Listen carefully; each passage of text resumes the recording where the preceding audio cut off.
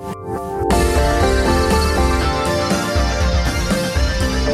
sendero está abierto, donde camina el vagabundo olvidado con su jaula de tiempo.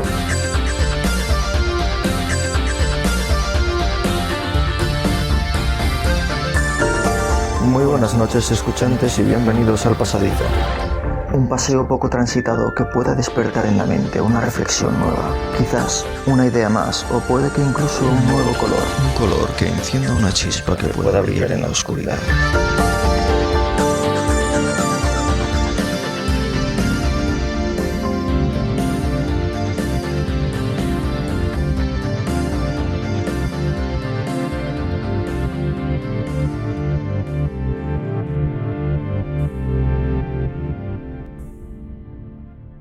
En esta ocasión, vamos a realizar un recorrido por algunas noticias científicas recientes sobre el tema agroclimático y alimentario.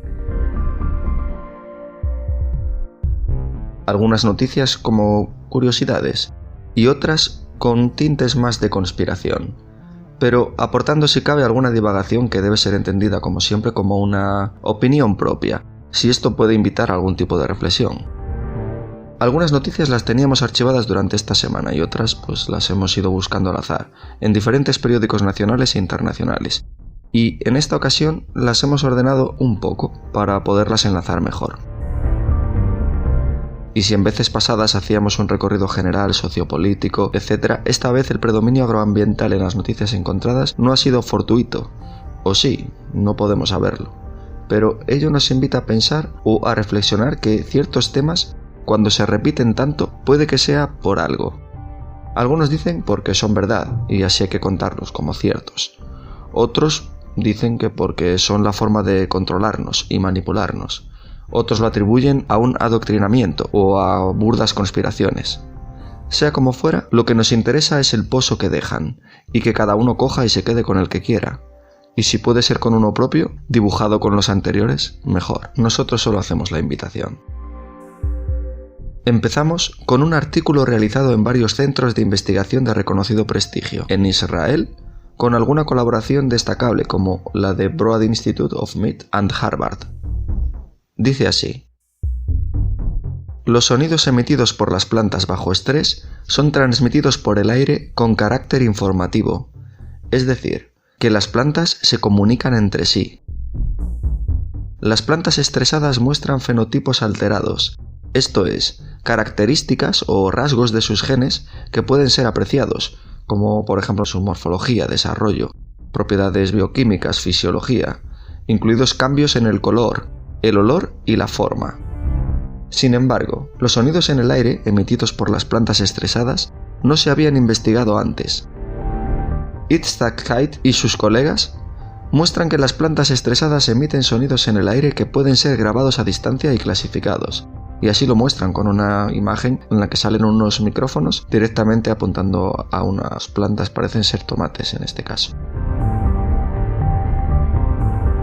Registraron sonidos ultrasónicos emitidos por plantas de tomate y tabaco dentro de una cámara acústica y en un invernadero, mientras monitorearon los parámetros fisiológicos de la planta. Después desarrollaron modelos de aprendizaje automático que lograron identificar la condición de las plantas, incluido el nivel de deshidratación y las lesiones, basándose únicamente en los sonidos emitidos. Estos sonidos informativos, como así los llaman, también pueden ser detectables por otros organismos.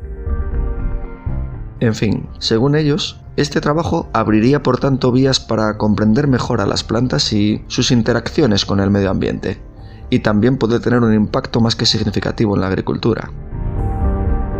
Imaginemos, no sé, si se pudieran desvelar estos sistemas de comunicación. Quizá pudiéramos hasta interactuar con las plantas. Otra noticia. La gran industria europea lanza un órdago a Bruselas y exige incentivos para no irse a Estados Unidos. El plan de la Comisión Europea para impulsar la industria comunitaria podría no ser suficiente para evitar la huida de compañías a Estados Unidos. Es lo que advierte el sector, que critica la falta de concreción del Pacto Europeo para la Industria Verde, ante los más de 349.000 millones de euros en incentivos fiscales y subsidios que ofrece la administración Biden para desarrollar tecnologías limpias. Siguiendo las corrientes más conspiranoicas, todo esto atribuye a Estados Unidos el cumplimiento de varios objetivos con respecto a Europa. El primer objetivo de Estados Unidos sería hacer que Europa dependa energética y económicamente de Estados Unidos, rompiendo su relación con Rusia y todo el conflicto belicista generado.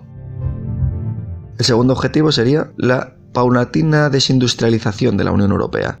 Si bien esto no lo tenemos tan claro, ya que la desindustrialización en los países del sur de Europa lleva siendo acogida por las propias políticas de estos países del sur de Europa dentro de la propia Europea, en favor o en beneficio de los países de más al norte, como Francia, Alemania, etcétera, etcétera. De hecho, otra noticia dice que Alemania pide que las nuevas reglas fiscales de la Unión Europea impongan ajustes más duros a países como España, y además hay muchos otros intereses geopolíticos y económicos que al final pues son más o menos lo mismo. Sin ir más lejos faltaría China en la ecuación, a nuestro modo de ver, quien está, pues cómo decirlo, vapuleando a Estados Unidos a nivel científico-económico. Y poco a poco ahí va a estar, luchando por primera potencia mundial. Y como tercer punto, en esta comunicación se apunta a un aumento del gasto militar a favor de las empresas de Estados Unidos. Pero si bien esto es cierto, no sé, lo considero una situación a aprovechar, que no es nueva. Recordemos que hay muchas más guerras en el mundo, que todo obedece a intereses más grandes u oscuros, podríamos decir, si se me permite. El gasto militar sería como una cosa más. Y habría más puntos, pero vamos a continuar buscando, supongo que se entiende con los que acabamos de decir. La Unión Europea estudia eliminar las monedas de 1 y 2 céntimos para finales de 2023. Esto casi sonaría a fake, pero no me extrañaría que con el objetivo de implantar las monedas digitales o CBDC en todos los países prácticamente ya, esta es una forma de empezar. La Comisión Europea señala que estas denominaciones generan pérdidas para la zona euro debido a su poco uso y a su alta tasa de pérdida. Bien, es cierto que se usan poco, pero lo que me pregunto es si ahora todos los precios se redondearán a 5 céntimos. Al informarme más sobre esta noticia, creo que había alguien que decía que en Holanda me parece que se redondeaba para arriba o para abajo, pero bueno, ya sabemos lo que va a pasar. Hoy se incrementará el precio de alguna manera para que siempre salga a favor de los mismos. Sin embargo, creo que las razones podrían ser más poderosas. Me explico. Me considero un incauto en el sentido de que utilizo mucho más la tarjeta de crédito que las monedas, y no cuestionaba que pudiera haber segundas intenciones. Como quien usa el WhatsApp pensando que siempre ha sido gratis. Pero con el tiempo y la mayor información, hasta que me dieron algunas pocas pero suficientes razones para desconfiar. Por ejemplo, si es que ya no existe el dinero físico, básicamente no se haría más que someter al mundo al control de las compras. Cómo, cuándo, por qué y casi hasta qué debes de comprar. Por no hablar de otras imposiciones que ya estarán surgiendo en la mente de sus creadores.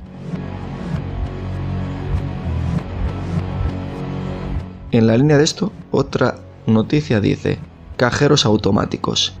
El acceso al efectivo se deteriorará aún más, según el periódico Le Soir, en Bélgica, que dice así: ¿y si sacar dinero se hace más difícil?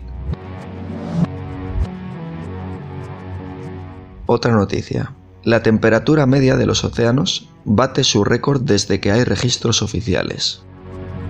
Este abril ha alcanzado los 21,1 grados, la mayor cifra desde hace 40 años. Hemos observado bastantes noticias sobre la sequía y las altas temperaturas asociadas a este cambio climático, y en cierta medida estas noticias aparecen como denuncia social.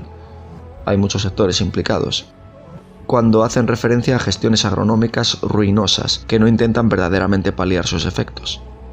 Suponemos por la complejidad de los factores que interfieren, no sé, factores humanos, la agricultura, las propias políticas económicas, etc., que no son compatibles con el corto plazo. Por ejemplo, por citar algunas noticias relacionadas con esto, algunas hablan de la sobreexplotación de los acuíferos, con consecuencias devastadoras. En este caso concreto, la noticia se refiere a Doñana, y cómo Europa multará a España por esta gestión. Paralelamente, otra noticia comenta que la sequía en sí misma traerá subidas de precios en la electricidad. Entiendo que por la menor generación de la energía hidráulica o los saltos de agua. Otras noticias exponen una deficiente gestión silvopastoral de la zona norte, concretamente en Asturias y Cantabria, en relación con los incendios que acaecen y que ya empezaron en marzo. Lo digo porque aún no ha empezado el verano, cuando se supone que las temperaturas sean bastante más fuertes. En concreto, lo que se comenta es la falta de ganadería. Esto lo he observado en algún vídeo en YouTube también, y otras redes sociales. Una ganadería de todo tipo, comentan, pues vacuno, ovino, caprino, equino, que ha disminuido progresivamente desde hace 4 décadas, y que tradicionalmente en estas zonas norte ha realizado la limpieza y desbroce de los montes haciendo de cortafuegos natural. Pues bien, no nos ha bastado estas noticias genéricas y hemos comprobado algún estudio científico y hemos encontrado uno de la Universidad de Oviedo, en el que puede observarse una comparación de ortofotos tomadas hace unas décadas con las actuales, y la cantidad de pasto que ahora es monte, o broza, zarzas, etc., por lo que parece, o pasto arbustivo o forestal, en muchas zonas de la provincia es, prácticamente superior al doble a simple vista. Cuesta reconocer no solo los pastos, sino los caminos. Siguiendo a otra noticia, en ella se comenta la problemática de la vivienda en ciertas localidades debido al avance del cambio climático. Por ejemplo, abordan como si hace un par de décadas los más norteños de la península buscaban el sol de Castilla debido a las excesivas pluviometrías, ahora son los del sur quienes buscan el norte para refrescarse. Y puesto que esto ocurre en la época veraniega, normalmente donde los más pudientes adquieren estas viviendas o estas propiedades, sobre todo en muchos pueblos, y ahora a los lugareños les cuesta encontrar esa vivienda.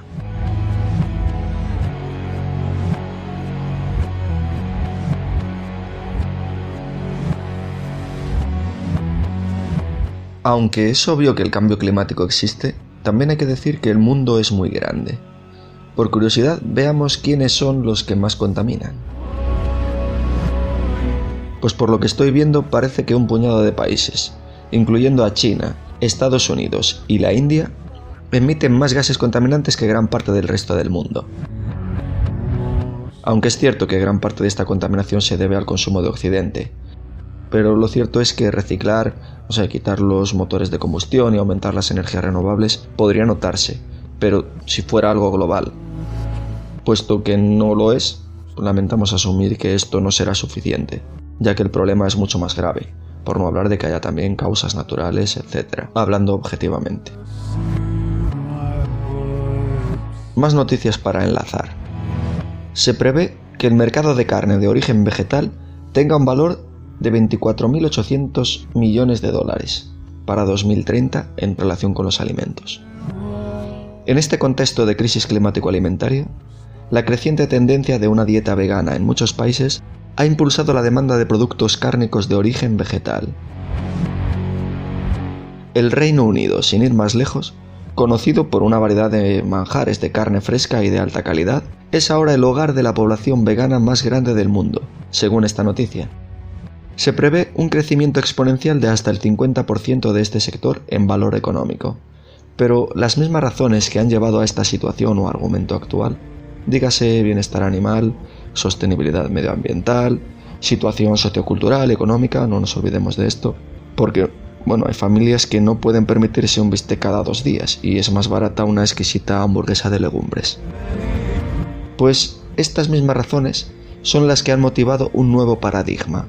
Por ejemplo, la producción ecológica, propuesta desde hace 3 décadas como salvaguarda de estos aspectos, ya no es considerada por las grandes industrias agroalimentarias como el carro al que subirse. Es cierto que la producción ecológica puede ser menos productiva, pero solo si se desconoce o no se gestiona adecuadamente, ya que requiere más trabajo o mano de obra para ser implementada. También un mayor arraigo con la tierra a un nivel minifundista, culturalmente alejado de los grandes latifundios de agricultura intensiva, que dicho sea de paso son en gran parte propiedad de 4 empresas o terratenientes, y cada vez más, sino de fondos de inversión. Y si se abusa de la agricultura ecológica como solo un sello, sin atender a sus principios básicos, como por ejemplo queriendo hacer, que es lo que está pasando, una agricultura eco, pero con las bases convencionales, por ejemplo, es decir, sustituir el abono de síntesis convencional por un abono orgánico. Básicamente es cambiar garrafa, comprar otro, cambiar uno no permitido por uno sí permitido. Que claro, suele ser más caro si no se realiza en la propia explotación, a base, por ejemplo, no sé, de restos vegetales compostados. O, por otra parte, si se quiere hacer agricultura eco utilizando insumos o vendiendo los productos finales de o hacia otras regiones con mayor coste de transporte, o utilizando material vegetal foráneo, por ejemplo, en el sentido de no local, es decir, no adaptado a las condiciones edafoclimáticas que requiere este cultivo.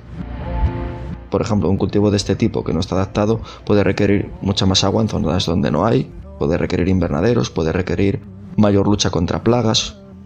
Pues bien, entonces sí, el producto lógicamente es más caro de producir, o se produce en menor cantidad. Y cuando la cosa va bien y este sobrecoste lo puede afrontar el consumidor, no hay problema. Pero en el contexto económico actual, con tendencia a mirar si va quedando algo en el bolsillo,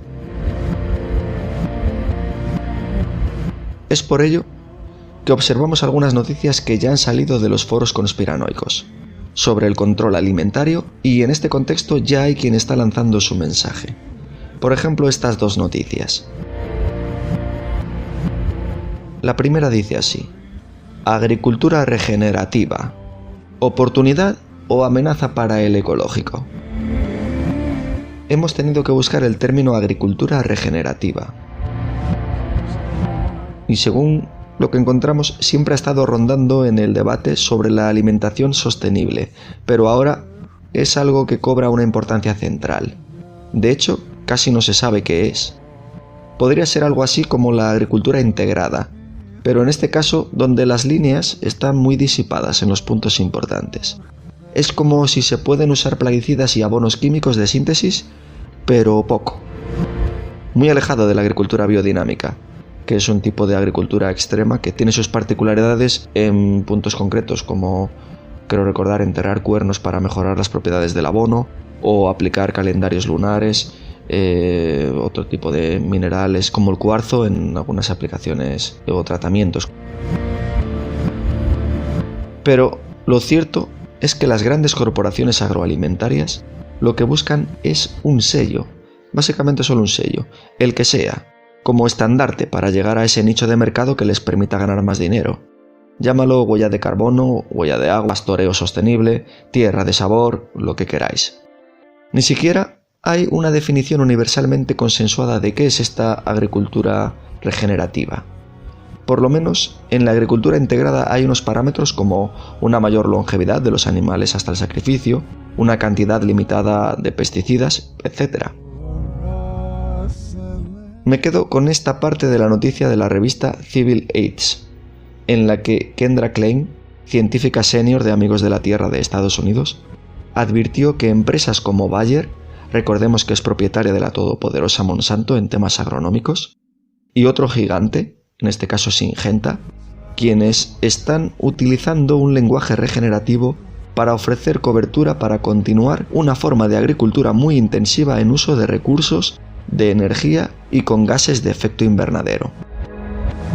Pero ellos le dan la vuelta a la tortilla, y así puedo enlazarlo con la segunda noticia publicada en el periódico francés Reporter, que dice así en su titular: el jefe de Syngenta pide el abandono de la agricultura ecológica. Tal cual. Ante la amenaza de una crisis alimentaria mundial, el jefe de Syngenta, la multinacional agroquímica, pidió el abandono de la agricultura orgánica. En una entrevista con el periódico suizo NZZ, Eric Firwold dijo que los rendimientos ecológicos podrían ser hasta un 50% más bajos dependiendo del producto. La consecuencia indirecta es que la gente se muere de hambre en África, porque comemos más y más productos ecológicos, afirmó. Esta noticia me suena algo como demagogia, no sé cómo llamarlo. Pero hay veces que insertar este tipo de noticias, les funciona. Sigamos leyendo. Según él, los productos ecológicos dañan el clima y promueven el consumo de la tierra. Pero los argumentos que exponen son cuanto menos inverosímiles. Por ejemplo, que requeriría un arado significativo, una práctica que emite CO2, así como áreas más grandes. y propone una tercera vía, como sería la agricultura regenerativa, que acabamos de comentar, a base del, según ellos, uso selectivo de pesticidas y material transgénico para aumentar los rendimientos. La noticia continúa así. Estas afirmaciones se contradicen con numerosos estudios que muestran que la agricultura libre de pesticidas podría alimentar a Europa sin problemas, si no al mundo. Y es cierto. Como no es cierto lo que dicen de que es necesario un mayor arado que generaría mucho más CO2. Al contrario, prácticamente en la agricultura ecológica no es necesario laborar tanto la tierra en ese sentido. Hay muchas técnicas actualmente que ya se realizan en siembra directa. Continúa la noticia. Por no hablar de la resolución o mejora de ciertos problemas con difícil solución, como la desertificación, incendios, despoblación en zonas rurales, contaminación de aguas y medio ambiente en general, destrucción de biodiversidad, incluidas las valiosas abejas y similares, enfermedades asociadas a estos productos de la agricultura intensiva y los ultraprocesados. Por el contrario, la agricultura convencional, con altos insumos y fertilizantes nitrogenados, ponen en peligro el clima. Empezando por el coste de producir estos agroquímicos y pesticidas en sus propias factorías, añado yo. En fin, aquí solo veo una estrategia ante una pérdida de su capacidad para monopolizar la agronomía, y en parte la industria agroalimentaria. Es lo que siempre hemos dicho, que el consumidor al final es quien tiene la razón, es quien realmente es el amo del mundo. Otra cosa es que se haga a la vez. Ejemplo clásico fue el aceite de palma. Si dejas de comprar ese producto, automáticamente la industria tiene que ajustarse, aunque ya sabemos cómo se ajustan, disminuyendo pesos, sustituyendo por otros aceites que igual son igual de baratos y tampoco son de la mejor calidad, etcétera, etcétera. Bueno, que me voy por las ramas. Pero no nos olvidemos, si una mayor parte de la agricultura fuera realmente ecológica, aunque solo fuera por oferta y demanda y menores costes de almacenamiento, comercialización y distribución, sería incluso más barato que lo convencional. Y aclaro que no nos referimos a todo lo que lleva la eco-hoja de ecológico, o sea, el sello. Es lo que debería ser realmente ecológico, si no fuera por las políticas asociadas o dependientes de estas mismas multinacionales poderosas. Pongo un ejemplo claro. No es lógico que se venda en Galicia leche ecológica de los Alpes, o kiwis ecológicos de Nueva Zelanda. Pudiera ser lógico, no sé, el café u otros productos que no se produzcan lógicamente aquí. No va a dejar la gente de tomarlo solo porque aquí no se produzca, pero bueno, eso serían unas excepciones. Pero también recuerdo el otro día en el supermercado que, siendo más baratos los tomates ecológicos, ciertas personas han preferido los convencionales solo por una marca tradicional que ellos suelen consumir o que les gusta más. Y es también un argumento sólido. Pero lo comento por no argumentar que siempre son más caros, sino que a veces, incluso teniendo menor precio, no se consumen, por desconocimiento o por lo que sea. En el plano internacional, algunas otras noticias más relacionadas. Por ejemplo, Groenlandia. La decisión sobre el Acuerdo de París es bienvenida, pero se requieren medidas. Varias organizaciones están seguras de que Groenlandia debería levantar la exclusión voluntaria y unirse al Acuerdo de París. Tanto la Asociación de Empresarios de Groenlandia como el Banco de Groenlandia subrayan la necesidad de adoptar medidas concretas en la esfera del clima. Aparentemente, ¿qué importancia tendría esto para el mundo siendo un país con una población de apenas 50.000 habitantes? Pues hay una batalla por los recursos minerales bastante significativa que contiene este país, hasta el punto de que Groenlandia ya no otorgará más licencias petroleras por el cambio climático, por ejemplo. Groenlandia, víctima de este cambio climático, quiere sacar provecho a corto plazo de todos los cambios en su ecosistema provocados por el aumento de las temperaturas, sobre todo para impulsar su agricultura, su pesca, sus exportaciones y, por qué no, la extracción de los recursos que tengan. Petróleo, minerales, y a saber que no haya ahí minerales raros o cualquier otra cosa que sean sustanciales.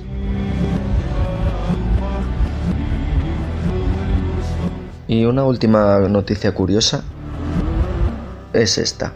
Un padre australiano deja jugar a sus niños con una araña de 30 centímetros de diámetro. El padre dice que es para que se acostumbren a interactuar con la naturaleza y a no tenerle miedo o a no destruirla, y que los animales más extraños o temidos pueden ser también una mascota, casi. En este punto quiero hacer un inciso ya para finalizar. Últimamente oigo mucho la palabra conspiración. Todo es una conspiración. Y la palabra polarización. También todo está más o menos polarizado. Ya no es que lo oiga yo. Así, todo es una conspiración o todo está polarizado de alguna forma. Así que he puesto en varios buscadores, incluidos los de inteligencia artificial, lo siguiente: foros o webs de conspiración más famosos. Y o bien no aparece nada destacable, o bien simplifica la respuesta a 2 o 3 lugares, como el foro de Davos, pero en este caso sin ánimo de informar o desvelar algo útil para el resto de los mortales, sino más bien en tono despectivo, como: no entréis ahí, son 4 colgados mentirosos y al hacer clic tu PC se llenará de virus infectos y estallará. O bien, en alguna ocasión se ha cerrado la página directamente, entiendo que esto ha sido casualidad, o bien la respuesta de una inteligencia artificial en concreto ha sido: más o menos, no estoy habilitada ni creo que sea ético dar esta información sin evidencias. Entonces le he vuelto a preguntar cuál o qué es entonces lo ético. Y esta inteligencia artificial ha respondido: que algo sea ético es algo muy subjetivo y no puedo contestar a eso. Bueno, en definitiva, me pregunto, ¿este secretismo no crea más curiosidad? Es más, ¿no serían estos lugares un perfecto lugar de contrapropaganda donde pudieran contradecirlo todo los que no están de acuerdo? ¿Y si surge una teoría verosímil, no serviría esto para ampliar el conocimiento? De lo contrario, por mucho que te digan que la Tierra es plana, lo único que demuestra es la misma ignorancia entre quien lo promulga que entre quien se esmera en contradecirlo. Y no sé, pero yo no me preocuparía tanto de los ignorantes, pero sí de los conformistas manipulados o tragacionistas, como dice Enrique de Vicente, quien creó el término conspiranoico. Ahora ha patentado este otro más propio de nuestra sociedad actual. Pues bien, más allá de las acusaciones de que si la conspiración aumenta el populismo, yo creo que cuanta más desinformación y censura, ¿no se recurre más a la reunión secreta? Si todo fuera una familia, por poner un ejemplo, y un familiar estimado sufriera un problema grave, ¿no querríamos tener encima de la mesa, no sé, todas las opciones para resolver el problema como una valiosa información? La clave creo que está en la palabra estimado. En cuanto nos estimemos entre nosotros como familiares. Y ahora expandamos esta reflexión de la familia a grupos más grandes, no sé, a los vecinos del pueblo, a todo un país o al mundo.